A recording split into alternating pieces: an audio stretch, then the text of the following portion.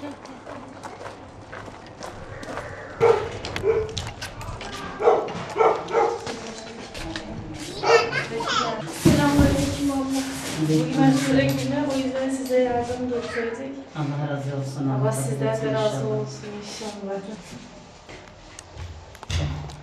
Biz aşure için size bir kolye getirdik abla. Sağ ol, Allah razı olsun. Çok teşekkür ederim. Euzubillahimineşşeytanirracim. Bismillahirrahmanirrahim. Biz bugün Siirt Umut Kervanı Derneği kadın kolları olarak yetim ailelerimize ulaştık. Bildiğiniz üzere bugün Muharrem'in 10. günü, Aşure günü.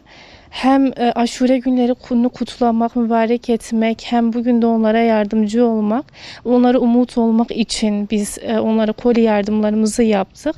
Yani tek umudumuz şudur ki bizim onlara getirdiğimiz bu yardımlarla onlar sevinsinler ve bu mübarek günde bizlere dua etsinler. Bütün ümmeti Muhammed'in ve bütün kardeşlerimizin hepsinin de Muharrem ayın 10. günü olan Aşure günü mübarek olsun inşallah. Bizler Umut Kervanı olarak özellikle Siirt halkından şu beklenti içerisindeyiz. Hani kendileri de biliyorlar, Siirt'in nüfusu çok da özellikle bir kesimi yüksek bir gelire sahip olmayan bir kesim.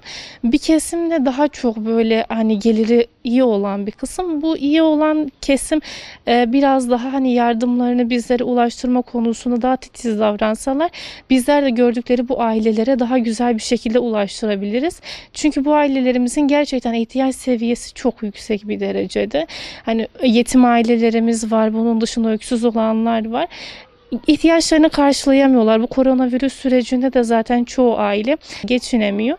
O yüzden özellikle yardımsever kardeşlerimizin bize ulaşmasını talep ediyoruz ki bizler de bu kardeşlerimize daha güzel yardımlar edelim ve bu süreçte onlara yardımcı olabilelim.